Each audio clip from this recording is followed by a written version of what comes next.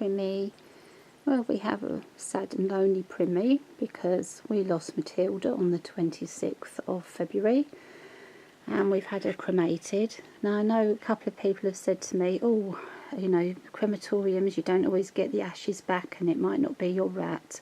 But my local crematorium, I know the lady very well. I've known her for a long time, who owns a crematorium, and I also know a lady that works for her, and they are always individually cremated and they take great care of the animals. So I know that 100% I am getting my own animals back, and in the summer I'm hoping to go and make a video there and show you the process.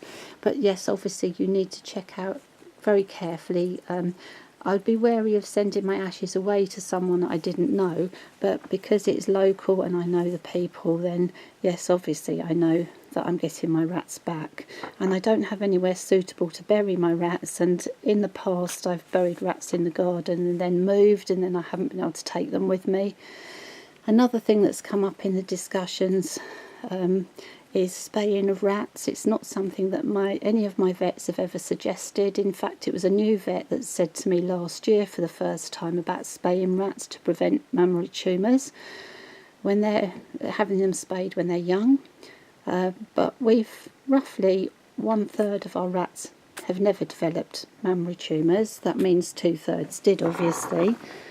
But we don't want to unnecessarily have surgery on our young rats. A friend has suggested the thing that she does is wait and see whether the rat does develop a mammary tumour at a later date, and if she does, she'll have the tumour removed and the rat spayed at the same time. But obviously that depends on the health of the rat, whether that's a suitable option. So for us with older rats, it's not something we're considering at the moment. Primrose is one of the lucky ones who's never developed a mammary tumour.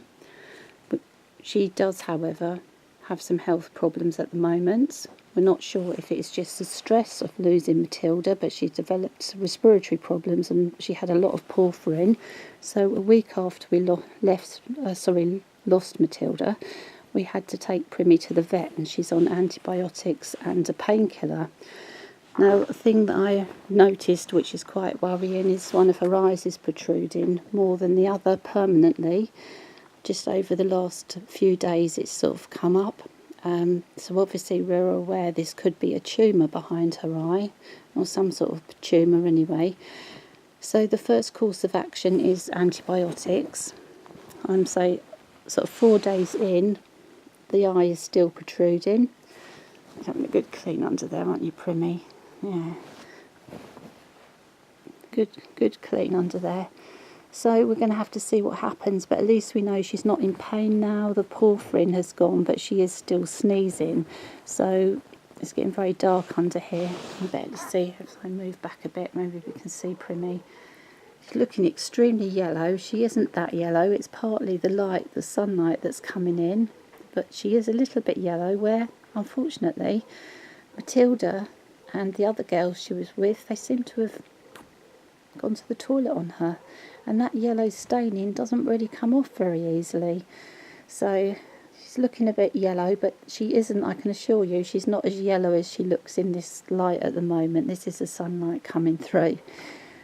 So anyway, she's got a little cave here on the back of the sofa because she's been a bit lonely, and I would only leave her here if I'm actually on the sofa next to her. Otherwise I put her back into her cage, because you can see there she's just crawling out of her cage, her little cave, and there she is going along the back of the sofa.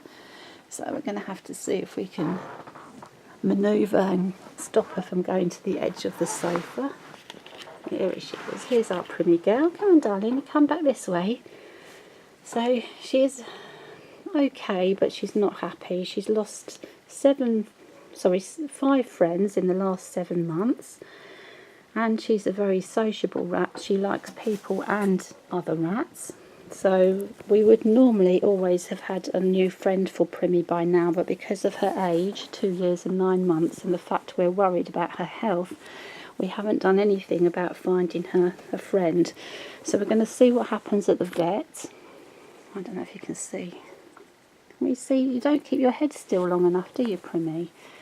So that was just our little update. I'm going to have to put the camera down now and rescue this girl.